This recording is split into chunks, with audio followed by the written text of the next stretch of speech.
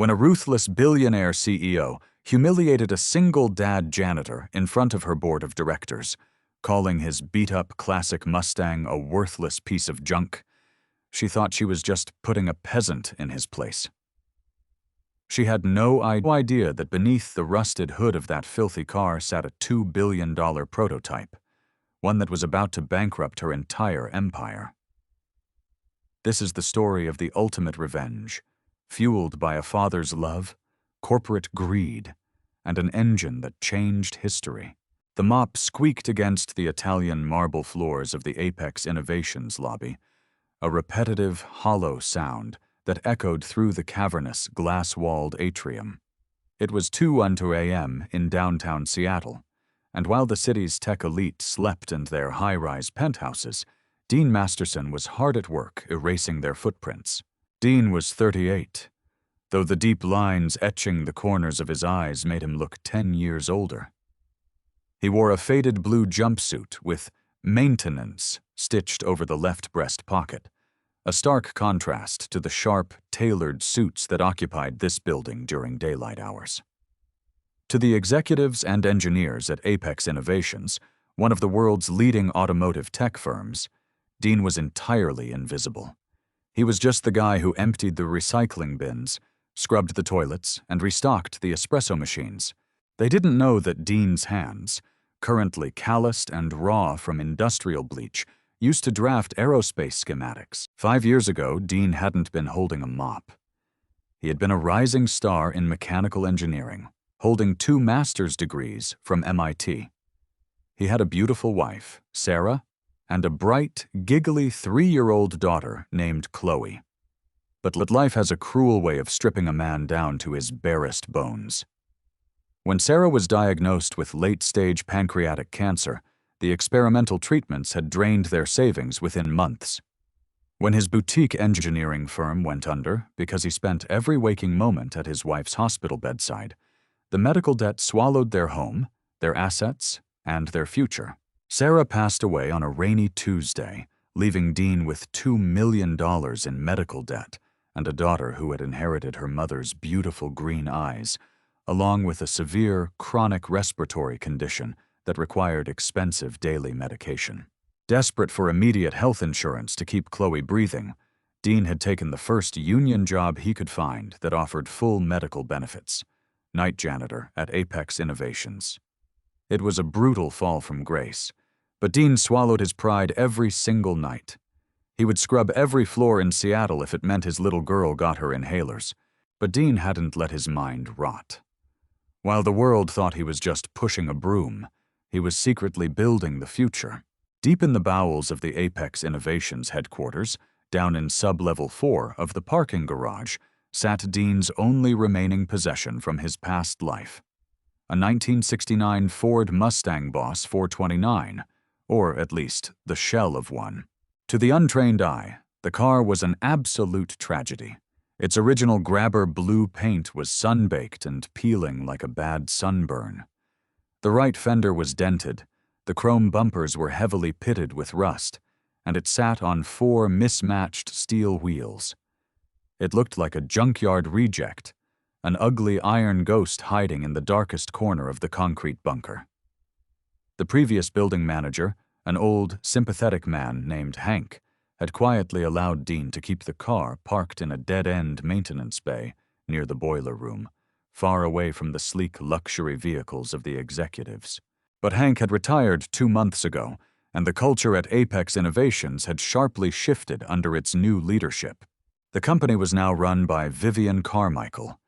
Vivian was 32, notoriously ruthless, and the heiress to the Carmichael fortune. She had taken over Apex Innovations after her father's passing and immediately transformed the culture from one of engineering curiosity to cutthroat corporate vanity. Vivian was obsessed with image. She wore $5,000 designer suits, exclusively drank imported bottled water, and drove a pristine, custom-ordered electric hypercar that cost more than most people would earn in a lifetime. To Vivian, everything was about aesthetics and market valuation. She didn't care about the science, she cared about the stock price. And currently, Apex Innovations was promising its shareholders a revolutionary leap in electric vehicle technology. A solid-state battery propulsion system that was supposedly going to make lithium-ion obsolete. The only problem was, Vivian's engineering team was secretly failing. Their prototypes kept overheating, and the company was quietly hemorrhaging billions in R&D, trying to fix a fundamental physics problem they couldn't crack. Dean knew this, because Dean emptied their trash cans. He saw the crumpled schematics, the angry red marker corrections on the whiteboards, the failed thermal degradation reports left carelessly on desks. He saw the exact thermodynamic wall the Apex engineers were hitting. And more importantly, Dean knew how to fix it. In fact, he already had. Every night, after finishing his cleaning route at 4 a.m., Dean would retreat to sub-level 4. He would lock the chain-link fence behind him, pull out a battered set of tools, and work on his rusted Mustang. But he wasn't restoring a classic V8 engine. Beneath the peeling hood of that 1969 relic was something that didn't belong in this decade, let alone this century. He was using the heavy steel chassis of the Mustang as a camouflaged testbed for his own propulsion system.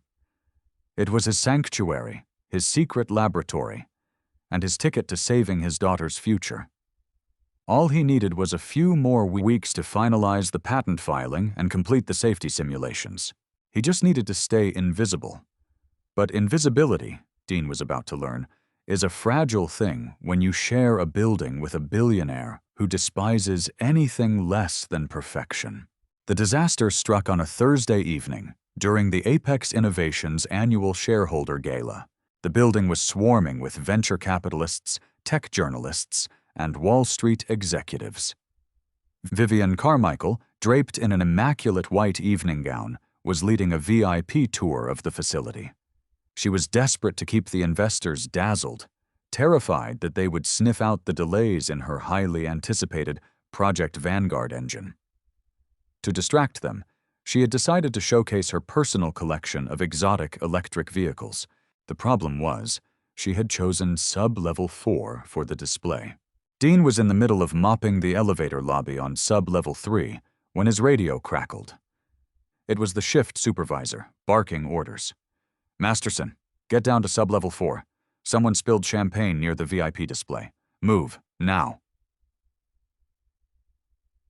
Dean grabbed his yellow mop bucket and hurried to the freight elevator. His heart pounded a heavy rhythm against his ribs. Sub-level 4 was strictly off-limits tonight, or so he thought. As the heavy metal doors slid open, the sound of classical string music and wealthy laughter echoed off the concrete pillars. The dingy, fluorescent-lit garage had been transformed. High-end catering tables lined the walls, and multicolored LED spotlights illuminated Vivian's fleet of multi-million-dollar hypercars. But Dean's eyes darted past the catering and the cars, landing straight on the far corner. His stomach dropped, because the VIP tour route had expanded. A group of wealthy investors, led by Vivian Carmichael herself, was walking right past the boiler room maintenance bay, right past Dean's car. He had covered the Mustang with a heavy, gray canvas tarp to hide its rusted exterior, but it stood out like a sore thumb against the backdrop of sleek, polished concrete and neon lights. It looked like a corpse draped in a sheet. "Ah, and over here!" Vivian's sharp, commanding voice rang out. "We have—" She paused, her perfectly manicured eyebrows knitting together in disgust as she stared at the gray lump in the corner. "What in the world is this?" Dean froze, his hands gripping the handle of his mop so tightly his knuckles turned white. He wanted to speak, to intercept her, but the unwritten rule of his job paralyzed him. Do not speak to the executives unless spoken to. Richard Belmont, a prominent Wall Street venture capitalist with a billion-dollar portfolio, chuckled, sipping his champagne. "Looks like you're hiding a dinosaur in your electric utopia, Vivian." Vivian's face flushed with irritation. She hated being embarrassed, especially in front of Richard Belmont. She marched over to the tarp, her diamond-studded heels clicking sharply against the floor. "Excuse me! You, Janitor! Vivian snapped, spotting Dean standing frozen with his mop bucket. Is this your mess? Dean slowly walked forward, feeling the eyes of 20 billionaires burning holes into his cheap uniform. Ms. Carmichael, that's my vehicle. The previous manager, Hank, gave me permission to park it in the dead zone. Vivian let out a scoff of pure disbelief. She grabbed the edge of the heavy canvas tarp and violently yanked it backward. The tarp slid off, revealing the 1969 Mustang in all its rusted, faded, dented glory. Under the harsh gallery spotlights Vivian had set up, the car looked even worse than usual. The peeling grabber blue paint looked like a skin disease. The pitted chrome and mismatched wheels screamed of poverty. A collective murmur of amusement and disgust rippled through the crowd of investors. Someone actually took out their phone and snapped a picture, laughing. "You have got to be kidding me," Vivian sneered, stepping back as if the car might infect her. She turned her piercing gaze to Dean. "You parked this piece of junk in my executive facility during my shareholder gala?" "I apologize, Ms. Carmichael," Dean said, keeping his voice carefully level, though his jaw was locked tight. "I'll cover it back up. It's not in the way of the display." "It is a blight on my entire building!" Vivian interrupted, her voice raising an octave, echoing off the concrete. She was performing for the investors now, showing her dominance. "This company represents the pinnacle of human engineering. We are building the clean energy future. And you drag this leaking, gas-guzzling, rusted scrap metal into my headquarters? That car is junk. It's an eyesore. It is a symbol of everything Apex Innovations is trying to destroy." Dean looked at the Mustang, then back at Vivian. "It's not leaking, ma'am. And it's not what you think it is." "I don't care what you think it is," Vivian hissed, stepping uncomfortably close to Dean, her expensive perfume choking him. "Listen to me very carefully, Mr." She glanced at his name tag. "Masterson. You have exactly 24 hours to get this garbage heap off my property. If this rusted piece of trash is still in my building by midnight tomorrow, I will have it crushed into a cube, and you will be fired. Do you understand me?" The threat hung in the air like a guillotine blade. Fired. If he was fired, he lost his union health insurance. If he lost the insurance, Chloe's asthma medication, which cost $3,000 a month, would stop. Vivian wasn't just threatening his car, she was threatening his daughter's life, all because her aesthetic sensibilities were offended. Dean's blood boiled. The urge to fire back, to tell this arrogant heiress exactly who he was and what was sitting under that rusted hood, roared in his mind. He wanted to pop the latch. He wanted to show Richard Belmont and the rest of the board that the garbage heap they were laughing at held the technological holy grail they were currently burning billions trying to find. But he couldn't. His patents hadn't cleared yet. If he revealed the engine now, on Apex property, Vivian's army of corporate lawyers would find a loophole, claim intellectual property theft since he built it on their premises, and steal his life's work. He had to swallow the poison. He had to play the peasant. Dean lowered his head, forcing his eyes to the floor. "I understand, Miss Carmichael. I'll have it moved by tomorrow night." Vivian scoffed, turning her back on him with a dramatic swish of her gown. "See that you do. Now clean up this floor. It reeks of cheap labor."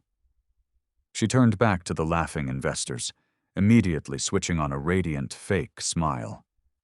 "Right this way, gentlemen. Let me show you the new aerodynamic renders for Project Vanguard." Dean stood there in the shadow of his mocked creation, listening to the laughter fade down the corridor. He picked up his mop. He wiped the floor. But inside, the invisible man was dead. A quiet, cold fire had just been ignited. 24 hours, Dean whispered to himself, looking at the rusted hood of the Mustang. "That's all we need."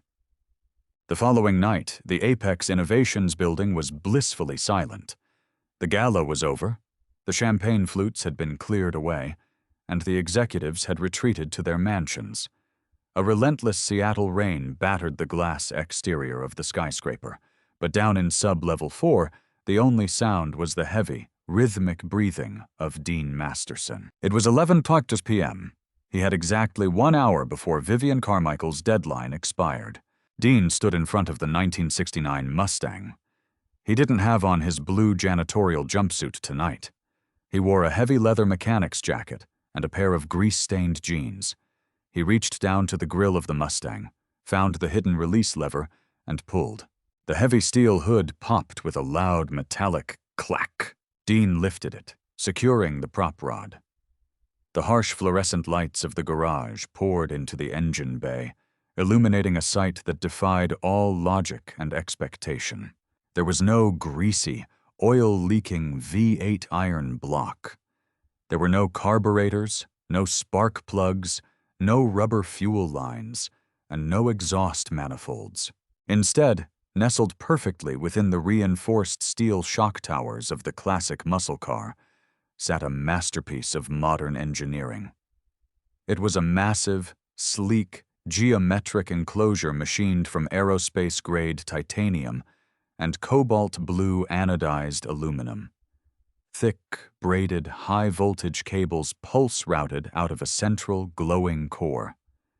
It looked like the beating heart of a starship, cold, beautiful, and terrifyingly advanced. This was the Masterson core. For the last 3 years, Dean had taken every cent of his meager janitorial salary that didn't go to Chloe's care, every discarded piece of scrap tech from the Apex dumpsters, and every ounce of his MIT genius, and poured it into this bay. The Apex engineers on the 40th floor were failing because they were trying to force chemical solid-state batteries to operate within traditional thermal parameters. They were trying to build a better battery. Dean had realized years ago that the battery wasn't the problem. The transfer of energy was. He had designed a continuous-loop electromagnetic induction motor paired with a hyper-dense, zero-heat solid-state array. The Mustang's heavy 1960s steel chassis wasn't just a shell, it was a necessary grounding cage. In the early days of testing, the immense torque and magnetic fields generated by the prototype would have ripped a modern, lightweight carbon fiber chassis to shreds. The Boss 429 was heavy, brutal, and made of Detroit steel. It was the perfect Trojan horse. Dean pulled a specialized diagnostic tablet from his duffel bag and plugged a heavily modified data cable into a hidden port near the firewall. The tablet screen flared to life, cascading lines of complex telemetry and thermal data. Core temp, 18 degrees. Stable. Magnetic containment, 99.8%. Stable. Energy density. Output, 4.2 megawatts. Stable. Dean's thumb hovered over the final command prompt. His heart raced. He had tested the components individually 1,000 times. He had run the simulations on stolen server time while the IT department was asleep. But he had never fully initiated the closed-loop system. He had never turned the key. If his math was off by even a fraction of a percent, the resulting thermal runaway would melt the car down to the concrete and likely take a good portion of sub-level 4 with it.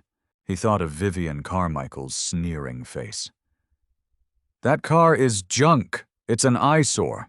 He thought of Chloe, sleeping at his sister's apartment across town, clutching her inhaler. "Not junk," Dean whispered. "A revolution."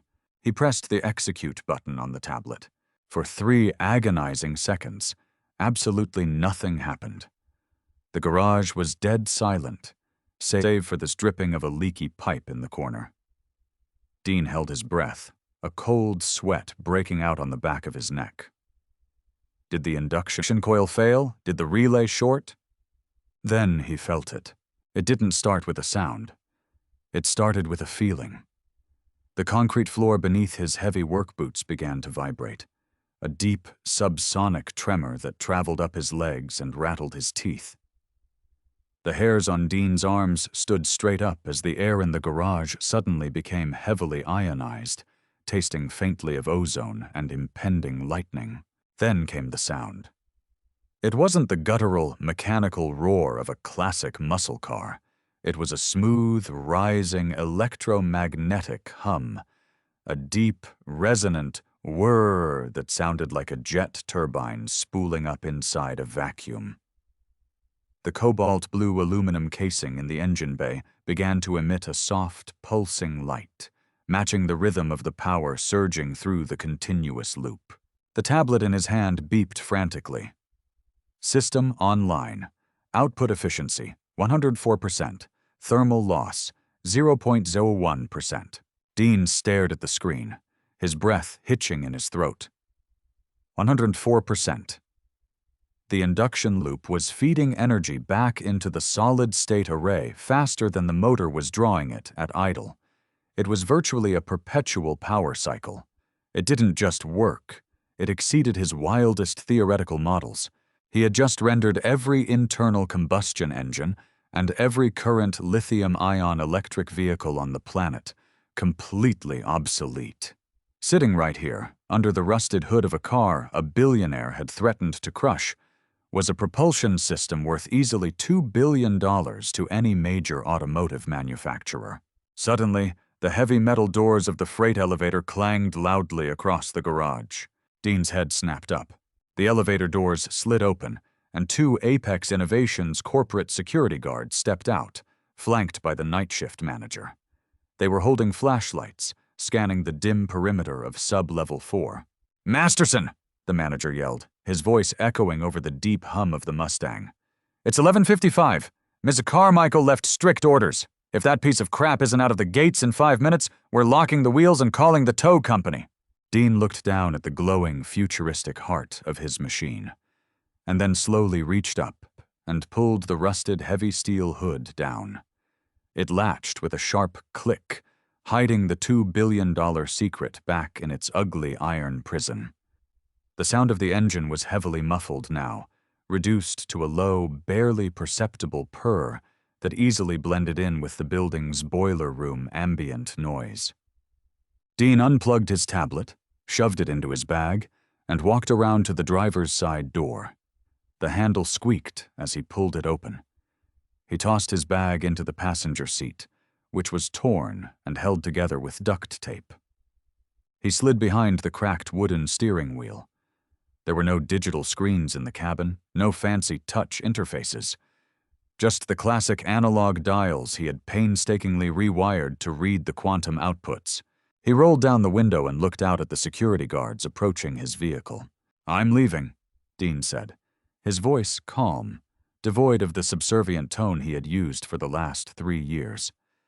"You're damn right you're leaving," the manager sneered, tapping his flashlight against the Mustang's rusted fender. "Don't bother coming back for your shift tomorrow, Masterson. Ms. Carmichael told HR to terminate your contract.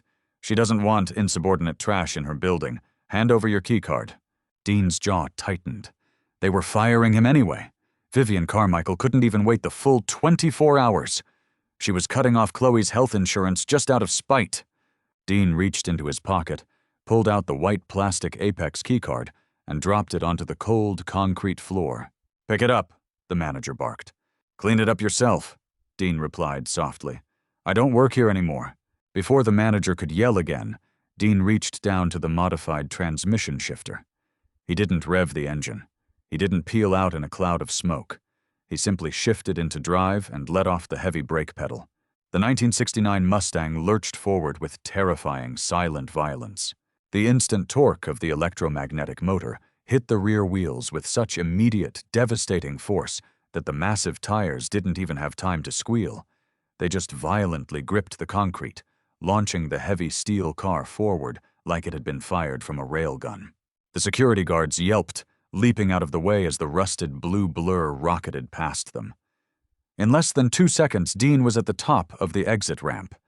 The boom barrier at the gate didn't open fast enough. The Mustang shattered it into plastic splinters without even slowing down. Dean shot out into the rainy Seattle night, the wet streets reflecting the streetlights as he vanished into the city. Back in the garage, the manager and the security guard stood frozen, staring at the empty space where the junk car had been. Did you hear that?" one of the guards whispered, trembling slightly. That didn't sound like an engine. The manager looked down at the shattered boom barrier on the street level. I don't know what the hell that was, but it's not our problem anymore. Good riddance. They had no idea that they had just watched the salvation of their company drive away in a rusted shell. And Dean Masterson knew exactly what his next move was. He wasn't just going to secure his daughter's future. He was going to make Vivian Carmichael wish she had never walked into Sublevel 4. The morning sun clawed its way through the overcast Seattle sky, casting a gray, unforgiving light over the city. Dean Masterson sat in the driver's seat of the Mustang, parked in a deserted industrial lot near the docks. He had barely slept. His mind was a chaotic spreadsheet of dwindling numbers. He had exactly $214 in his checking account. Chloe's asthma medication refill was due in 5 days, and without the Apex corporate insurance, the out-of-pocket cost was $3,200. Time wasn't just money anymore. It was oxygen. Dean pulled his cracked smartphone from his pocket. He brought up the photo he had snapped of the VIP guest list from the Apex shareholder gala. His finger scrolled past the names of tech moguls and real estate tycoons until it stopped on the man who had laughed at his car. Richard Belmont. Belmont was a titan in the venture capital world. His firm, Belmont and Hayes Capital, controlled over $80 billion in assets, specializing in aggressive, high-risk tech acquisitions.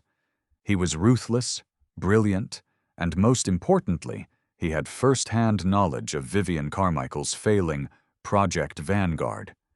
He knew the market was desperate for a savior. Dean started the Mustang. The electromagnetic core whirred to life, silent and deadly.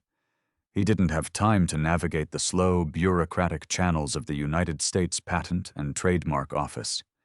He needed a shark. 40 minutes later, the rusted 1969 Boss 429 pulled up to the pristine, circular driveway of the Belmont and Hayes skyscraper in downtown Seattle. The head valet, a young man in a crisp red vest, stepped forward, his face twisting in immediate disgust. "Sir, delivery vehicles are around back. You can't park this thing here." "I'm not a delivery driver," Dean said, stepping out of the car.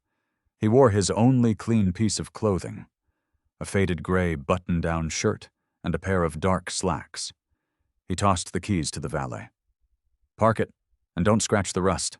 Before the valet could protest, Dean walked through the revolving glass doors. The lobby was a cathedral of wealth, all polished granite and brushed steel. Dean marched straight to the reception desk. "I need to see Richard Belmont," Dean said to the receptionist. She didn't even look up from her monitor. "Do you have an appointment, Mr. Masterson?" "Dean Masterson. And no, I don't.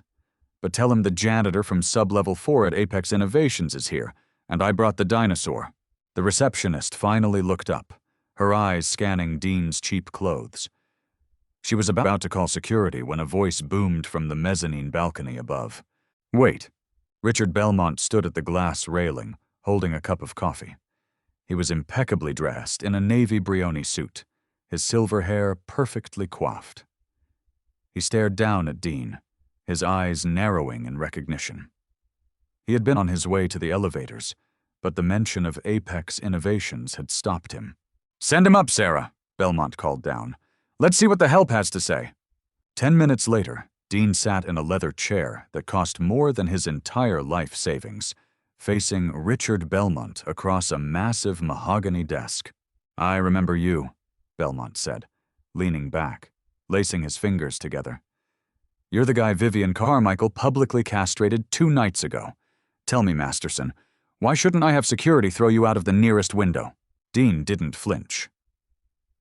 "Because you have $3 billion tied up in electric vehicle infrastructure stocks, Mr. Belmont. And Vivian Carmichael's Project Vanguard is a fraud. Her solid-state engines are suffering from critical thermal degradation. They overheat at sustained high voltages. They are hitting a physical wall they cannot engineer their way out of." Belmont's amused smirk vanished. He sat up straight. "How the hell do you know that?" "I empty their trash," Dean said flatly. I read the discarded thermodynamic reports. But more importantly, I know how to fix it. Belmont let out a harsh laugh. A janitor knows how to solve a thermal physics problem that a team of 200 PhDs can't crack? Get out of my office. I hold dual master's degrees from MIT in mechanical and electrical engineering, Dean fired back, leaning forward. I lost my career when my wife died and medical debt bankrupted me. I took the cleaning job for the health insurance to keep my daughter alive. I'm not a janitor, Mr. Belmont. I am the man who just made the internal combustion engine extinct. The room went dead silent. Belmont stared at Dean, searching his eyes for the lie. He found nothing but terrifying, desperate conviction. Prove it, Belmont challenged softly. Look out your window, Dean replied. Belmont stood, walking to the floor-to-ceiling glass that overlooked the street.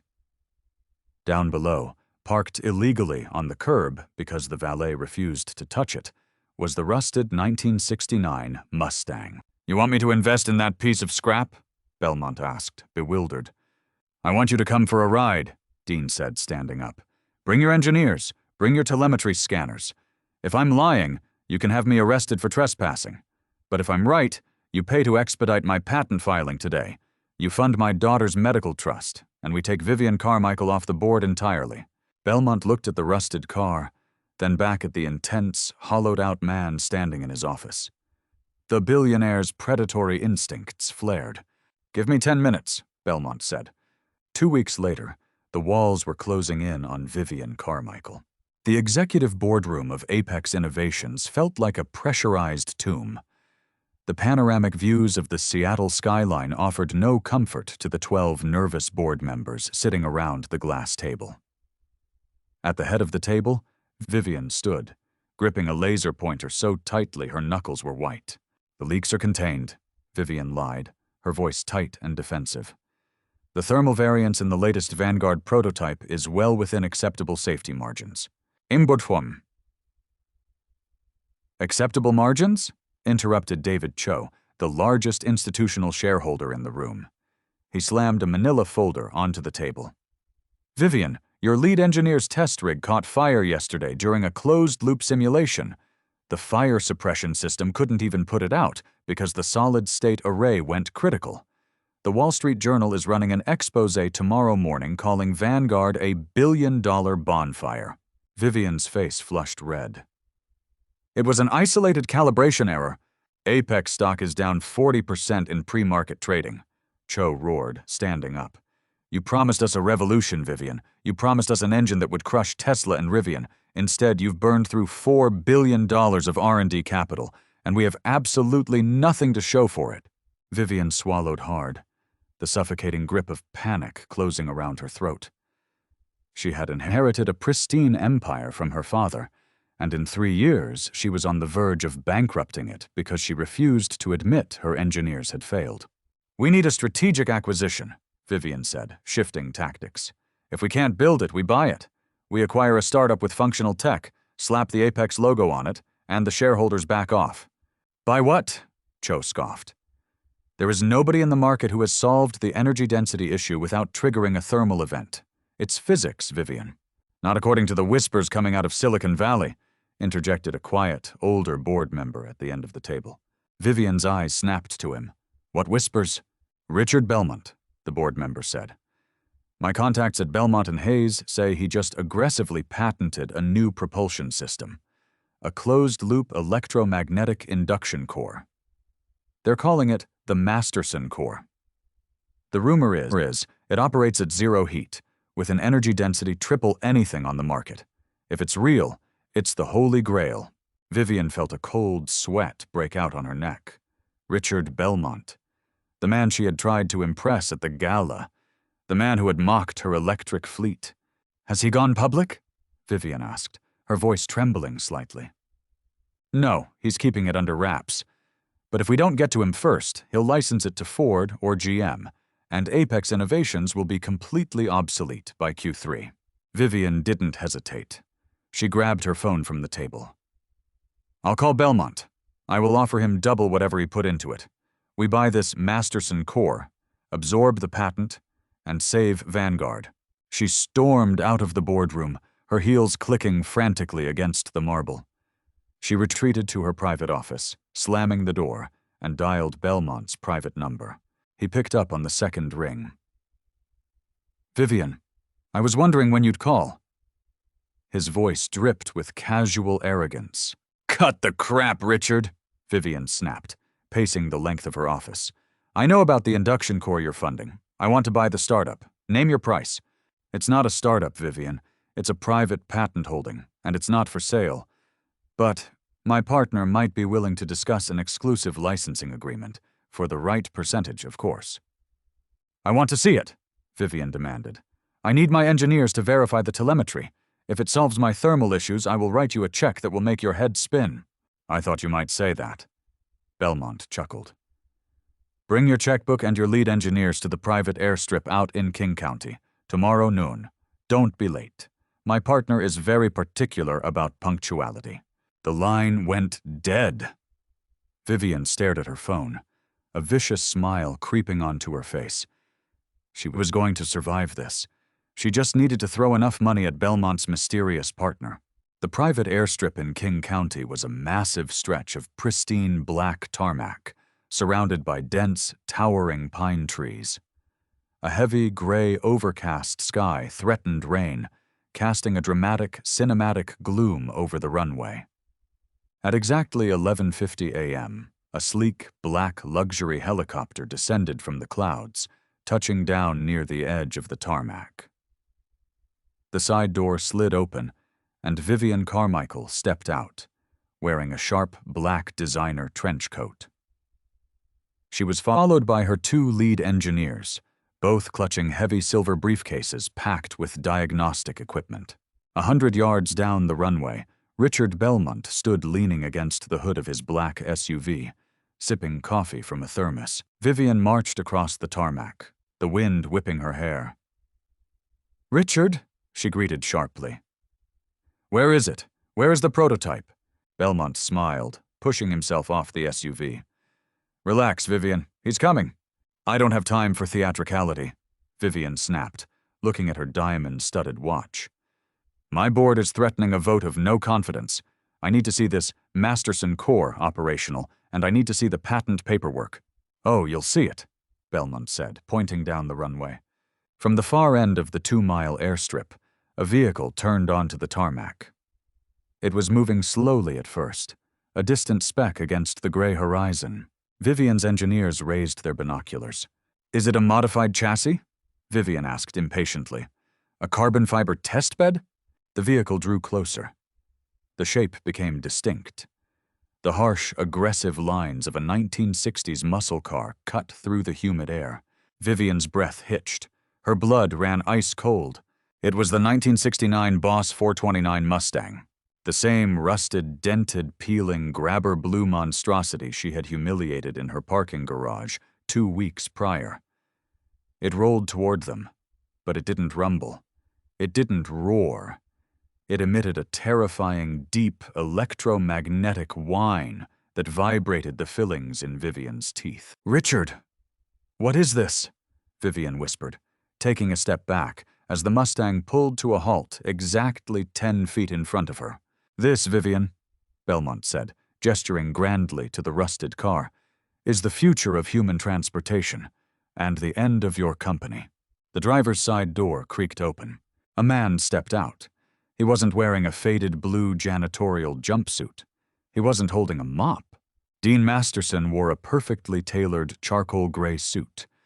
His hair was neat, his posture straight, and the heavy, exhausted bags under his eyes were gone, replaced by a gaze of cold, absolute authority. Vivian's jaw literally dropped. She recognized the face, but her brain violently rejected the reality of the situation. The janitor?" she stammered, pointing a shaking finger at him. "You're Belmont's partner?" "Dean Masterson," Dean said, his voice calm, echoing slightly over the empty tarmac. "MIT class of 2011. And yes, I am the sole patent holder of the Masterson electromagnetic induction core." "This is a joke," Vivian gasped, turning to Belmont. "This is some kind of sick joke. He's a garbage man." "He's a genius," Belmont corrected sharply, dropping his amused facade. While your team was burning billions trying to reinvent the battery, Dean here built a perpetual induction loop in your basement using your company's scrap metal. We ran the diagnostics yesterday, Vivian. Zero thermal emission, infinite scalability. He didn't just beat Project Vanguard, he slaughtered it. Vivian felt the world spinning. The billions in R&D, the shareholder panic, the crushing humiliation. It was all culminating in this rusted piece of metal she had threatened to crush into a cube. Check the telemetry, Dean said, nodding to Vivian's engineers. The engineers didn't wait for Vivian's permission. They rushed forward, plugging their diagnostic scanners into the port Dean had wired near the grill. A heavy, suffocating silence fell over the tarmac as the engineers stared at their screens. Well? Vivian demanded, her voice shrill and desperate. The lead engineer looked up, his face pale, his eyes wide behind his glasses. Ms. Carmichael, the energy density, it's impossible. It's generating 4.2 megawatts at idle, and the core temperature is sitting at exactly 18 degrees Celsius. There is no thermal waste. None. Liar! Vivian screamed, losing all pretense of corporate composure. She marched up to the Mustang, staring at the peeling blue paint. You stole this. You built this on Apex property, which means Apex owns the intellectual property. I'll sue you into the ground. Dean didn't blink. He reached into his suit jacket and pulled out a thick, legal document stamped with the golden seal of the USPTO. Actually, Dean said smoothly, because you technically fired me and officially ordered me to remove my junk from your premises before midnight, you legally severed my employment contract before I activated the closed-loop system. My lawyers, paid for by Mr. Belmont, ensured the filing reflects that the prototype was finalized off-site. Dean took a step closer to Vivian, his height towering over her. The sweet taste of vindication was potent, but he kept his voice deadly quiet. You called this car a piece of trash, Dean said. You threatened my livelihood, which threatened my daughter's life. You told me this car was an eyesore. Dean gently patted the rusted hood of the Mustang. But under this hood is the proprietary technology that I am about to license to your biggest competitor for $2 billion. By Monday morning, Apex Innovations' stock will be worth pennies. Your board will fire you, and your legacy will be the CEO who threw out the greatest invention of the 21st century because it didn't match her aesthetic. The helicopter ride back to the Apex Innovations headquarters was suffocatingly silent. Vivian Carmichael sat rigidly in her leather seat, staring out the window at the sprawling Seattle metropolis. Though she saw none of it, her mind was a violent storm of panic, rage, and denial. The image of that rusted, peeling 1969 Mustang sitting on the airstrip, humming with the power of a flawless electromagnetic core, burned behind her eyes. $2 billion.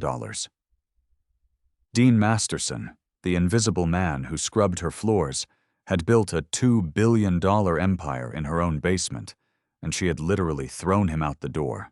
As soon as the helicopter touched down on the roof of the Apex Tower, Vivian stormed to her private office, ignoring her assistants and the frantic emails piling up from her board of directors.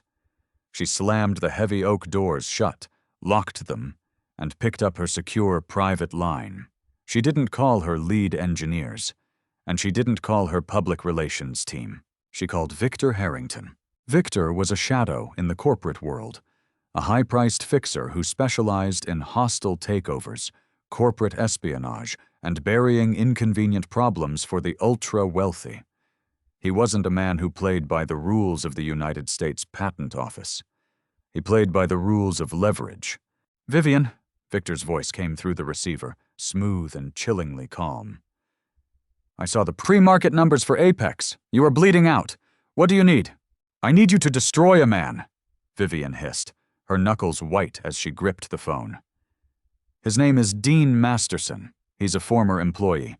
He's claiming ownership of a propulsion patent that rightfully belongs to Apex, and he's partnering with Richard Belmont to license it to our competitors. Belmont's lawyers have him wrapped in ironclad contracts, but there has to be a crack. Masterson was a janitor, Victor. He's white trash. Find his weakness, Find whatever it takes to break him and do it by tomorrow morning."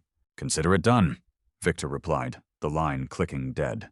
For the next 18 hours, Vivian paced her office like a caged panther. She refused to sleep. She drank black coffee until her hands shook. She knew that if Dean Masterson signed a public licensing agreement, Apex Innovations would be exposed. Their $4 billion Project Vanguard would be revealed as a complete failure. The stock would crash to zero, and David Cho and the rest of the board would personally see to it that Vivian faced federal fraud charges for lying about the engine's safety. At 6 a.m. the next morning, Victor Harrington walked into Vivian's office, bypassing her security detail entirely. He tossed a thick manila folder onto her glass desk. "I found the crack," Victor said, taking a seat and crossing his legs. "And it's a massive one." Vivian tore open the folder, her eyes scanning the documents. "What is this?" "Medical debt," Victor explained, a cruel smile touching the corners of his mouth. "Masterson isn't just a janitor. He's an MIT graduate whose wife died of pancreatic cancer 5 years ago. The experimental treatments left him with $2.4 million in debt. But that's not the best part. His daughter, Chloe, has a severe, chronic respiratory condition. Without top-tier medical insurance, her treatments cost thousands a month. When you fired him, you cut off her lifeline." Vivian's eyes lit up with predatory realization. "He's broke." "He is drowning," Victor corrected. "Belmont is fronting the legal fees for the patent, but Belmont is a shark. He hasn't given Masterson any actual liquid capital yet because the licensing deal hasn't closed. Masterson's bank account currently holds less than $300. He has creditors breathing down his neck, threatening to seize his remaining assets. If he goes bankrupt," Vivian whispered, tracing a manicured finger over the debt collection notices, "Child Protective Services could argue he is unfit to provide critical medical care for his daughter." "Exactly," Victor said. "So, last night I made a few phone calls. Through a shell company, I purchased the entirety of Dean Masterson's $2.4 million medical debt from the collections agency. You now own it, Vivian. You own him. You can call the debt in today. You can freeze his accounts, drag him into court, and initiate proceedings that will alert child services. By the end of the week, his daughter will be in a foster home." Vivian let out a sharp, breathless laugh. The suffocating weight on her chest finally lifted. She didn't need to beat Dean Masterson's engine. She just needed to threaten the only thing he loved more than his invention. "Set up a meeting," Vivian commanded, her eyes burning with ruthless triumph. "Neutral ground. Tell Belmont and Masterson that I am ready to concede, but I want to negotiate a settlement face-to-face. Just the three of us." 3 hours later, Dean Masterson and Richard Belmont sat in the private dining room of an exclusive members-only club in downtown Seattle. The mahogany table between them was polished to a mirror finish. The doors swung open, and Vivian Carmichael walked in. She was dressed in a blood-red designer suit, radiating an aura of untouchable arrogance. She didn't bring her lawyers. She didn't bring her engineers. She sat directly across from Dean, looking at him not as a brilliant inventor, but as the peasant she had always believed him to be. "Let's skip the pleasantries," Vivian said, sliding a single sheet of paper across the table toward Dean. Dean looked down at it. It was a notice of immediate debt collection. The creditor listed was a subsidiary holding company solely owned by Vivian Carmichael. The amount due, $2,150,000. Dean's face went pale. The confident, authoritative posture he had carried on the airstrip vanished, replaced by the hollow, terrified look of a father backed into a corner. He looked up at Vivian. His jaw clenched. "What is this?" Richard Belmont demanded, snatching the paper. He read it, his eyes narrowing. "Vivian, this is illegal coercion. You bought his dead wife's medical debt?" "I made a sound financial investment," Vivian replied smoothly, leaning back in her chair. "Dean owes my subsidiary $2.4 million, payable immediately. Since I know for a fact he does not have that money, I will be filing for immediate asset seizure this afternoon. That includes his rusted Mustang and unfortunately, any pending intellectual property associated with him. Vivian leaned forward, locking eyes with Dean. Her voice dropped to a venomous whisper. But the money isn't the real issue, is it, Dean? The real issue is your daughter, Chloe. I have already drafted a letter to the State Department of Child and Family Services. A bankrupt, unemployed father living in a dangerous tax bracket cannot possibly provide the complex medical care a chronically ill child requires. They will take her, Dean. She will be a ward of the state by Friday. Dean's hands began to shake. He gripped the edge of the table, his knuckles turning white. You leave my daughter out of this. She has nothing to do with your failing company. She has everything to do with it! Vivian snapped, her facade of calm breaking into pure, vicious desperation. You humiliated me. You tried to destroy my legacy. Now I am giving you a choice. You sign the Masterson core patent over to Apex Innovations. You walk away with nothing, and you go back to scrubbing floors somewhere else. In exchange, I will forgive the debt, and Chloe stays with her father. You have 60 seconds to decide. The room was deathly quiet. Belmont looked at Dean, a flash of genuine concern crossing the billionaire venture capitalist's face. Dean stared at the polished mahogany table. He thought of his late wife, Sarah. He thought of the thousands of hours he spent in the freezing basement of Sub-Level 4, coughing on dust, building the engine that was supposed to save them. He thought of Chloe's smile. Slowly, Dean reached into his jacket pocket. He pulled out a sleek, silver pen. Vivian smiled, a cold, victorious smirk. She pushed a patent transfer agreement across the table. Dean held the pen over the signature line. His hand trembled. That's right, Masterson, Vivian sneered softly. Sign it, and remember who really runs this city. Dean held the pen a millimeter above the paper. He took a slow, deep breath, letting the tremor in his hand completely fade. Then, he looked up at Vivian. The terror in his eyes was gone. The pale, defeated posture evaporated. He slowly clicked the pen closed and placed it down on the table, sliding the transfer agreement back toward her. No, Dean said. Vivian's victorious smile shattered. Excuse me? Did you not hear a word I just said? I will take your daughter. You're not going to take anyone, Vivian, Richard Belmont interrupted, leaning back in his chair and pouring himself a glass of sparkling water. He looked entirely too relaxed. Because you and your fixer Victor Harrington made one critical, fatal miscalculation when you decided to play in the mud. Vivian's eyes darted between the two men. A cold knot of dread formed in her stomach. What are you talking about? When Dean came to my office 2 weeks ago, Belmont explained, swirling the water in his glass. I didn't just verify his engine. I verified his background. I knew about the medical debt. I knew about Chloe's condition. And unlike you, Vivian, I don't use shell companies to buy debt for blackmail. I use my wealth to build walls around my investments. Dean reached into his briefcase and pulled out a manila folder of his own, tossing it onto the table in front of Vivian. Open it, Dean said coldly. Vivian's hands shook as she opened the folder. Inside was a legal decree from the federal bankruptcy court, dated 3 days prior. While you were busy panicking over Project Vanguard catching fire, Dean said, his voice echoing with absolute authority. Mr. Belmont's legal team expedited a retroactive bankruptcy restructuring for my estate. He paid the principal balance of the medical debt directly to the hospital network through an anonymous philanthropic trust. The debt you bought from the collections agency? It's ghost paper, Vivian. It was legally discharged before you even wired the money. You own nothing. Vivian stared at the court decree, the words blurring together. The blood drained from her face. No! No, Victor assured me the debt was active. Victor Harrington is a bottom feeder who didn't bother to check the federal ledger. Belmont laughed harshly. But wait, Vivian. It gets so much worse for you. Belmont pulled his smartphone from his pocket, tapped the screen, and placed it on the table. A high-definition audio recording began to play. You own him. You can call the debt in today. You can freeze his accounts, drag him into court, and initiate proceedings that will alert child services. It was Victor Harrington's voice, followed by Vivian's own malicious response.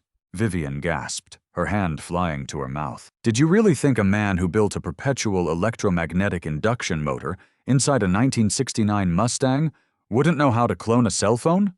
Dean asked, his eyes burning with years of suppressed anger. When you fired me, you forgot to revoke my administrative access to the Apex internal Wi-Fi network.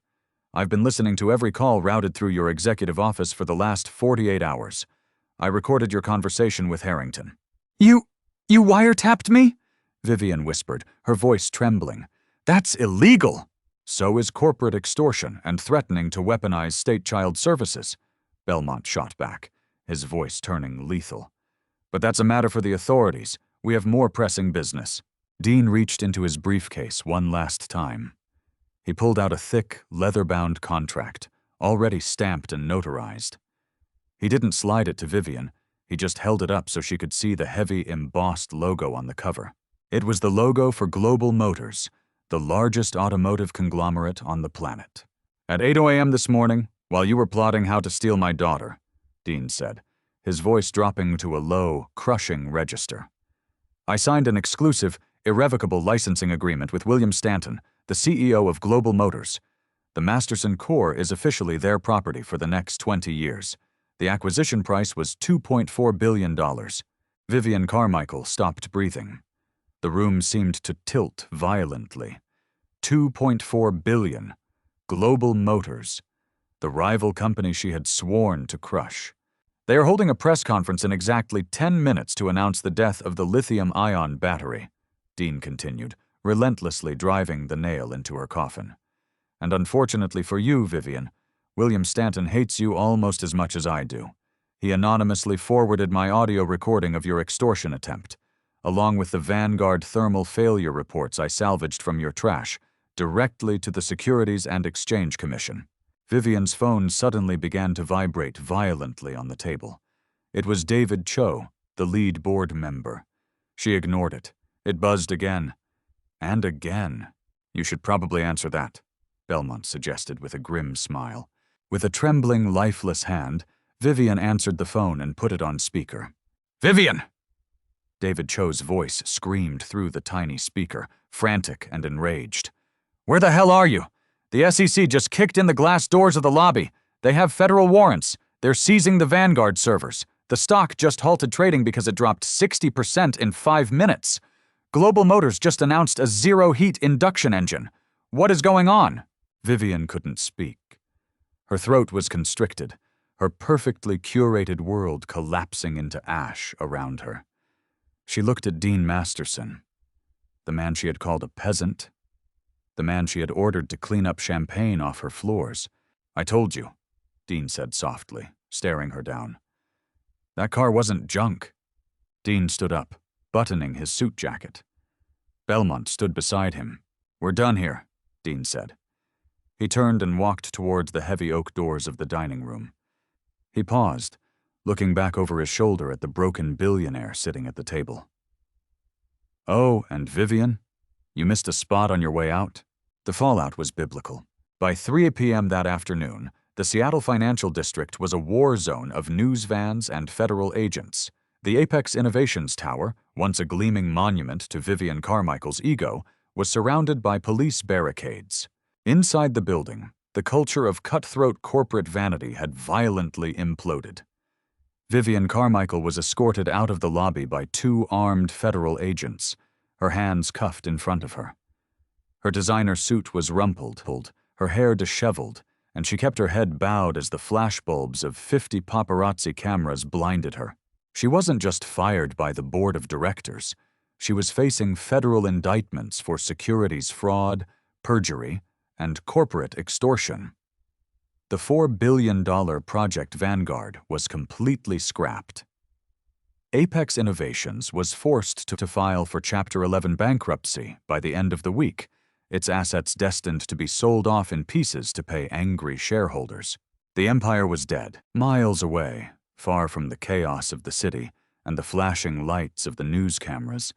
The air was clean and quiet. Dean Masterson drove along the winding coastal highway of the Pacific Northwest. He wasn't driving a rented luxury sedan. and he hadn't bought a multi-million-dollar hypercar to celebrate his newfound billionaire status. He was driving the 1969 Ford Mustang Boss 429. The car still looked like a junkyard refugee. The grabber blue paint was still peeling. The chrome was still rusted, and the fender was still dented. Dean had explicitly forbidden anyone from touching the exterior. The rust was a badge of honor, a reminder of the darkness they had survived. But beneath the hood, the Masterson core hummed its silent, flawless tune, propelling the heavy Detroit steel forward with terrifying, effortless grace. Sitting in the passenger seat, buckled securely into the worn leather, was Chloe. She was 7 years old, with her mother's bright green eyes and a smile that could melt glaciers. For the first time in her life, she wasn't clutching an inhaler. Thanks to the massive influx of capital, Dean had immediately secured the most advanced, targeted gene therapy treatments available for her respiratory condition. Her cheeks were flush with color, and her breathing was deep, clear, and unobstructed. "Daddy, it's so quiet," Chloe said, looking around the cabin, listening to the soft whir of the electromagnetic engine. "It doesn't sound like a monster car anymore." Dean smiled, reaching over to squeeze her small hand. "That's because it's not a monster, sweetie. It's a time machine.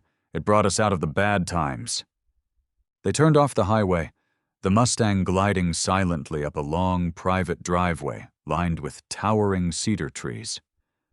At the end of the driveway sat a beautiful, sprawling, modern craftsman estate overlooking the ocean. It wasn't gaudy or ostentatious. It was warm, secure, and permanent. As they pulled up to the massive, climate-controlled glass garage attached to the house, the doors slid open automatically. Inside, there were no other cars, just a pristine, brightly lit space waiting for its centerpiece. Dean parked the rusted Mustang in the center of the flawless white floor. He turned off the core.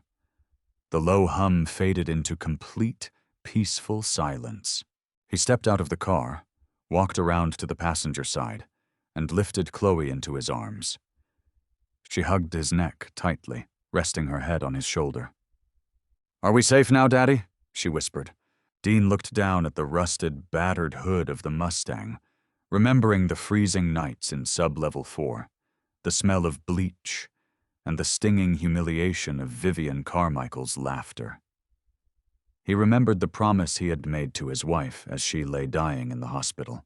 He kissed the top of Chloe's head, feeling her chest rise and fall with perfect, healthy breaths. "Yeah, kiddo," Dean said softly, a tear finally escaping his eye, washing away the last remnant of the invisible man. "We're safe. We're finally home." Dean's incredible journey from a mocked, invisible janitor to the architect of a $2 billion revolution proves that brilliance doesn't wear a designer suit. It wears resilience. He didn't just beat a corrupt billionaire at her own game. He changed the world to save the one person who mattered most. If this story of ultimate revenge, a father's unbreakable love, and the rusted Mustang that shocked the world inspired you, drop a like and hit that share button. Don't forget to subscribe for more epic real-life redemption stories. What would you do with a $2 billion engine? Let us know in the comments.